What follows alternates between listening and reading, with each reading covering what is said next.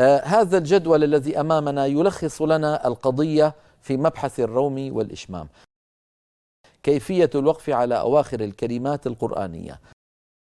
قلنا أيها الإخوة إن الكلام العربي آخره إما سكون أصلي كما نرى، ومثاله النون الساكنة من والوقف عليها يكون بالسكون فقط، وأن أيضا الكلام العربي يكون آخره فتحة، ومثاله إياك، وأيضا الوقف عليها يكون بالسكون فقط، والكلام العربي قد يكون آخره كسرة، ومثاله من القرآن الرحيم، ويكون الوقف عليها إما بالسكون أو بالروم.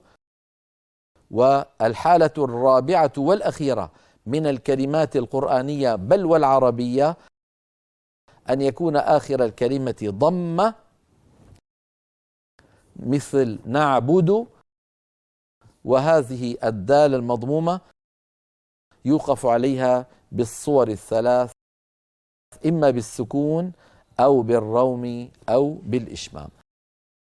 هذه اللوحة التي أمامكم أيها الإخوة تلخص مبحث الروم والإشمام كله.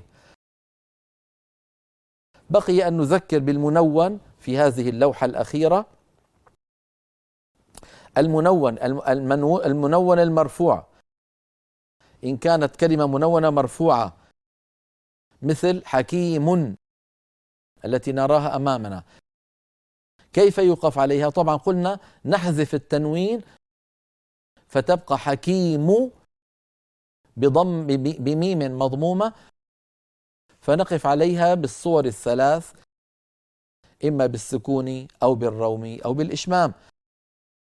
وإن كانت منونة تنوين جر نحو حاسد، فنحذف التنوين عند الوقف فتبقى الدال مكسورة حاسدي، فيوقف عليها إما بالسكون حاسد، وإما بالروم بخفض صوت الكسرة من غير تنوين، هكذا حاسدي حاسدي. نعم. والنوع الثالث من الكلمات المنونة أن تكون منونة تنوين نصب نحو عليما، ونحن نعلم بأن عليما يوقف عليها بمد العوض، يعني بحذف التنوين والتعويض عنه بألف، عليما. بهذا أيها الإخوة نكون قد ذكرنا كل الصور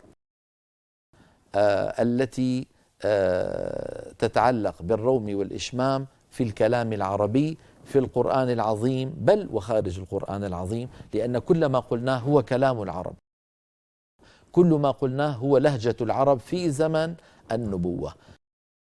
كل ما قلناه في درسنا الماضي واليوم لخصه الجزري في بيتين فقال: وحاذر الوقفة بكل الحركة إلا إذا رمت فبعض الحركة إلا بفتح أو بنصب وأشم إشارة بالضم في رفع وضم.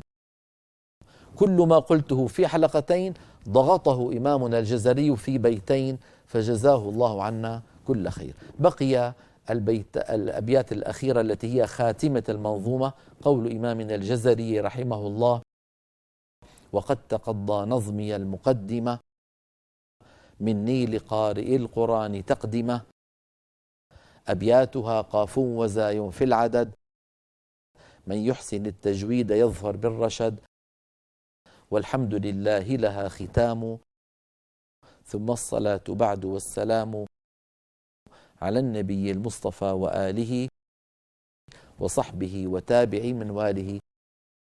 هذه الأبيات وما يتعلق بها من إضافة بعض الفضلاء قولهم قاف وزاي في العدد سأشرحها في الحلقة القادمة التي ستكون الحلقة الأخيرة من شرح المنظومة الجزرية إن شاء الله تعالى.